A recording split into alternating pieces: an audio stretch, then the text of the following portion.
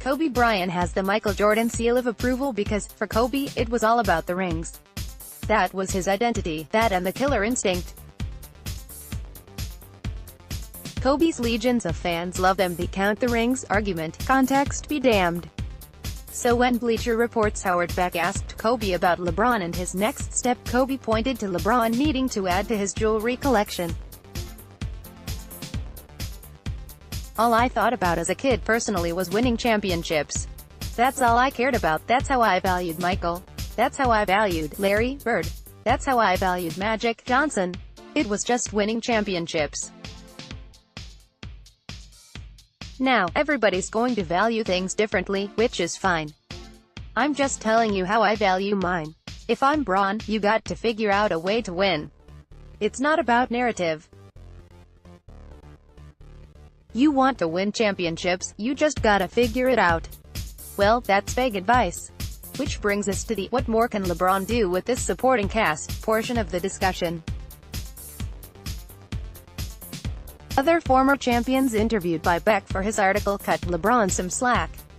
If beating a juggernaut Golden State Warriors team requires big games from J.R. Smith and Rodney Hood, well, one man can only do so much. Not in Kobe's world. Phil Jackson used to say this thing to me a lot, when I was doing a lot on the court. Bryant said. He'd say, "You have to do less," and I'd say, "Well, my teammates got to step up more." Phil would say, "Well, it's your responsibility to thrust the game upon them. It's one thing to thrust the game upon Shaq and Pau Gasol and Robert Horry and Derek Fisher and Rick Fox and peak Lamar Odom, and it's another to thrust it upon Tristan Thompson and Larry Nance Jr."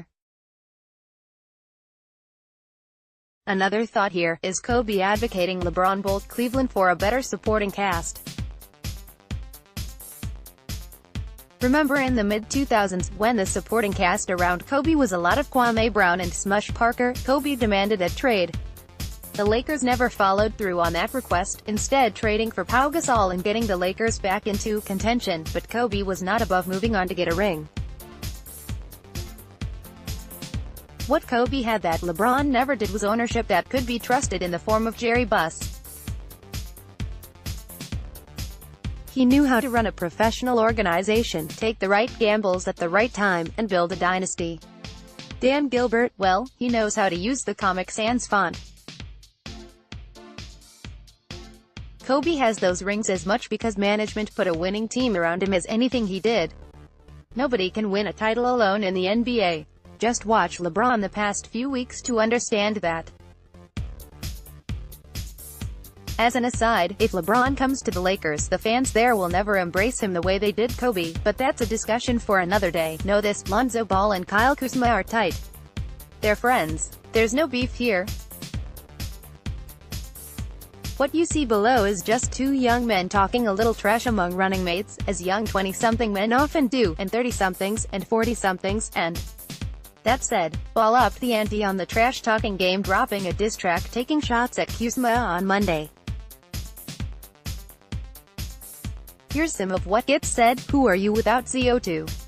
Just another dude with a bunch of tattoos, and big baller brand getting bread. Little Kuz is getting crumbs. Damn, that's cold. Of course, Kuzma fired back saying Lonzo is no Pusha T. Popcorn, popcorn, popcorn, popcorn, popcorn, popcorn, popcorn, popcorn, popcorn at https://t.co/Umsman at Rob Perez at World Wide Wob, June 11, 2018. The entire NBA is watching this now. So at Zo2_ really made a diss track to his own teammate, loudly crying, loudly crying, loudly crying, loudly crying, "I'm really dead."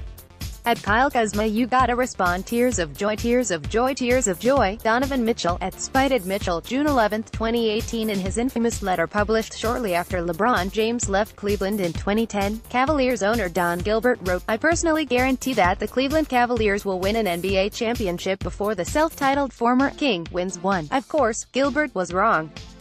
LeBron led the Heat to titles in 2012 and 2013. The Cavs won in 2016 only after LeBron returned. With LeBron again looking like he might leave because of Gilbert, no less, Gilbert apparently hasn't lost his confidence. Brian Windhorst of ESPN, Dan Gilbert believes that he can build a championship team without LeBron, and I think he is looking forward to trying. I don't think he necessarily wants it to be next year, but I think Dan Gilbert would like to make a run of it.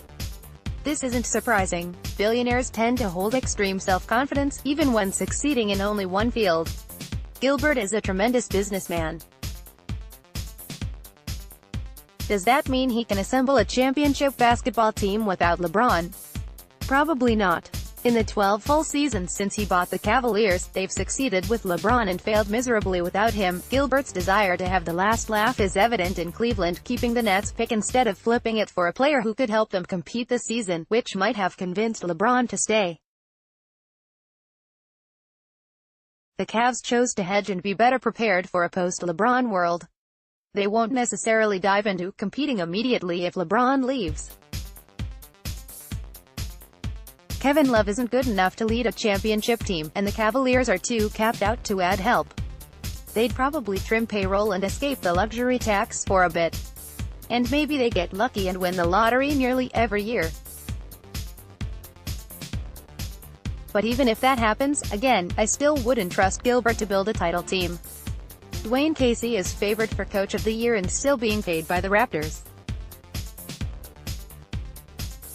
The Pistons haven't won a playoff game in 10 years, reached the postseason only twice in that span, and will have a tough time upgrading their roster considering they already traded their first-round pick and are capped out.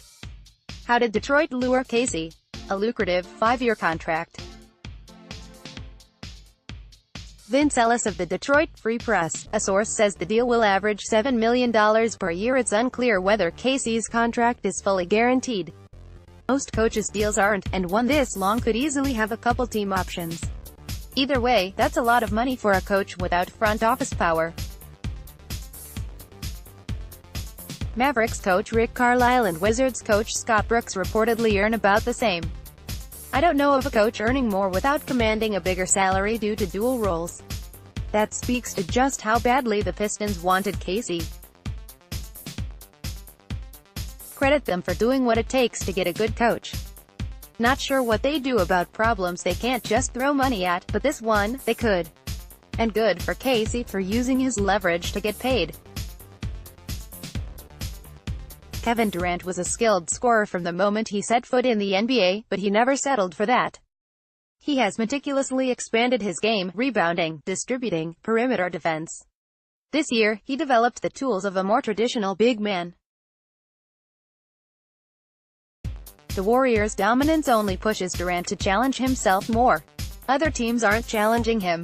At times, he seems bored with outside obstacles, focusing on self-set benchmarks. Durant, 29, will probably continue to test himself this way until retirement.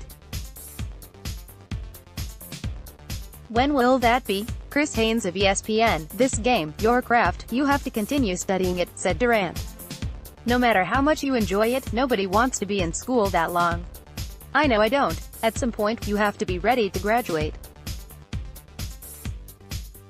35, "That's just a number in my mind." Rich Kleiman, Durant's business partner, said Durant had previously shared with him that he might walk away at 35. "I heard him say that, but I'll believe it when it happens." Kleiman said. "I'm with Kleiman. This sounds like something someone just says."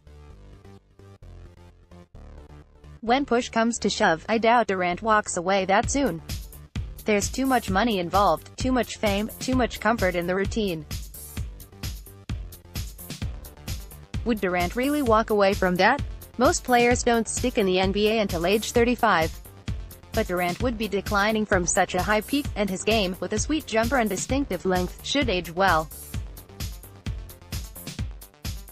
Of MVPs in the last 40 years, only Allen Iverson, 34, retired younger than 35, and only Larry Bird was even 35 player age for last game. Russell Westbrook, 29 *, Stephen Curry, 30 *, Kevin Durant, 29 *, LeBron James, chapter 33 *, Derrick Rose, 29 *, Kobe Bryant, 37, Dirk Nowitzki, 39 *, Steve Nash, 40, Kevin Garnett, 39, Tim Duncan, 40, Allen Iverson, 34, Shaquille O'Neal, 39, Karl Malone, 40, Michael Jordan, 40, David Robinson 37, Hakeem Olajuwon 39, Charles Barkley 37, Magic Johnson 36, Larry Bird 35, Moses Malone 39, Julius Erving 37, Kareem Abdul-Jabbar 42 *. Current player Everson's style of play left him vulnerable to breaking down.